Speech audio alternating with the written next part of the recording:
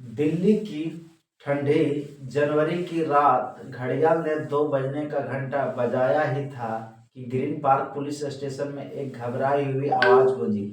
साहब, मेरे पति मर गए हैं, आप जल्दी आए। ये सुनकर वहां की पुलिस, ये इसकी बातें सुनकर वो घबरा गई।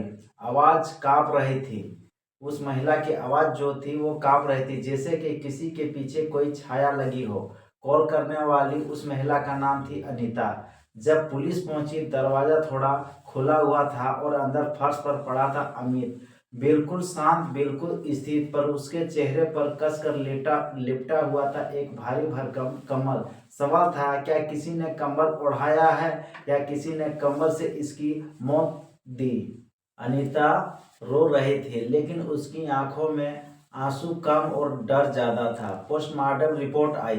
अमित की मौत दम घुटने से हुई थी, लेकिन जिसे ठंड के लिए ढकना था वो कंबल उसके लिए मौत आखिर कैसे बन गया। घर का दरवाजा भी नहीं टूटा था, खिड़कियां भी अंदर से बंद थी। मतलब अमित को मौत किसी बाहरी ने नहीं की। या तो हादसा था या किसी बहुत करीबी इंसान का एक घिनौना खेल। तो नमस्कार माता एवं बहनों, दोस्तों एवं साथियों, अगर आप लोग मेरे चैनल क्राइम कथा धर्मा पर नए हैं तो कृपया मेरे चैनल को सब्सक्राइबर एवं बेल आइकन घंटा जरूर दबा देना दोस्तों। तो चलिए ज़्यादा समय ना लेते हुए कहानी को फिर से शुरुआत करते हैं। अनीता से पूछताछ हुई कि आपके साथ रात में आखिर क्या हुआ।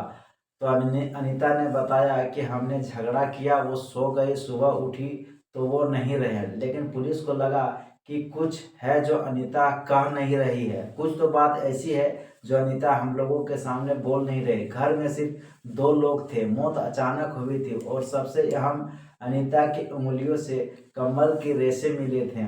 पर उसकी कॉल लिस्ट निकाली गई, वही आया पहला बड़ा नाम, शिवनंदन। शिवनंदन जो अनीता ने नाम लिया, अनीता का सहेली पुष्पा का भाई था। लेकिन चैट्स कुछ और ही बता रही थी। रोज घंटे बातें, सीक्रेट मीटिंग, डिटेल मैसेजेस और कई रातों के कॉल। यू सन नॉट। अमित को ये रिश्ता पसंद नहीं था, इसलिए घर में अक्सर लड़ाइयाँ होती थी। क्या झगड़े ने किसी को अंधा बना दिया था या सबसे पहले से ही ये सब चीजों का प्लान आखिर था। सबूतों के आधार पर अनीता को मर्डर चार्ज में गिरफ्तार किया गया। मीडिया चिल्लाया, कंबल वाला मर्डर केस, पत्नी का प्यार या प्लान। मीडिया जो थे वो बोलने लगे कि कंबल वाला मर्डर का केस या पत्नी का प्यार का प्लान था।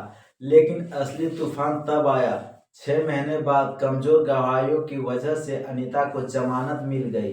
लोगों ने सोचा वो अपने जीवन में सदमे से उभरेगी, लेकिन जो हुआ वो किसी थ्रिलर से कम नहीं है। जमानत के बाद सबसे बड़ा झटका, जेल से बाहर आते ही अनीता सीधे चली गई अपनी सहेली पुष्पा के घर। दरवाजा खुला और सामने था शिवनंदन। दोनों की आंखों में एक अजीब चमक थी, डर नहीं, छुपने की कोशिश भी नहीं। 2 दिन बाद आखिर अनीता शिवनंदन के साथ लिव इन रिलेशनशिप में रहने लगी। यह वही आदमी था जिसकी वजह से उसके पति से लड़ाइयाँ होती थी। वह आदमी जिसके जिसके उससे हजारों कॉल उसके कॉल हिस्ट्री में पड़े हुए थे।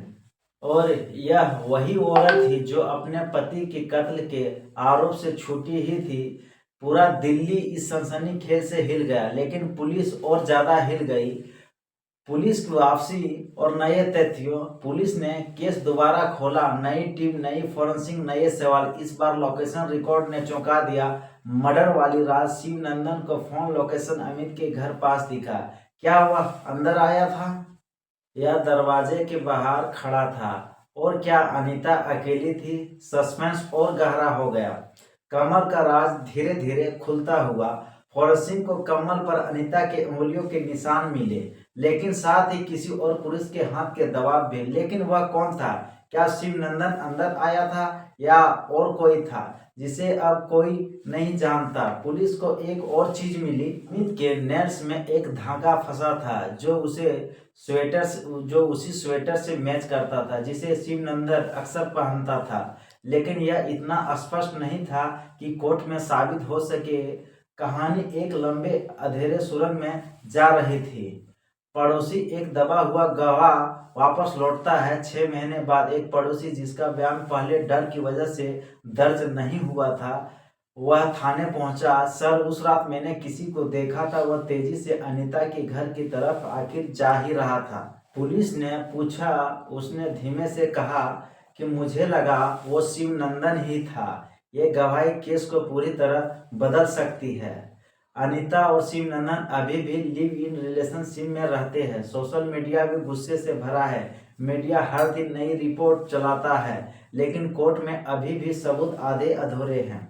यह केस का नहीं है, यह एक खेल है जहां प्यार और मौत दोनों एक ही कमल में लिपटे हुए हैं। और आज भी उस कमल की मोटी तहों में एक ऐसा सच छिपा है जो अगर बाहर आया तो दिल्ली का यह केस देश का सबसे बड़ा प्यार का डरावना चेहरा बन जाएगा। लेकिन सवाल वही है, क्या क्या सच सामने आएगा और यह रिश्ता हमेशा कमल में छिपा ही रह जाएगा? तो दोस्तों, ये कहानी सुनाने का उद्देश्य आप लोगों को परेशान करना या हैरान करना नहीं है, बल्कि इस कहानी के माध्यम से आप लोगों को जागरूक करना है, सचेत करना है। तो मिलते हैं एक नई स्टोरी के साथ, एक नई कहानी के साथ। तब तक के लिए जय भारत, जय हिंद। Thanks for watching. वंदे मातरम दोस्तों।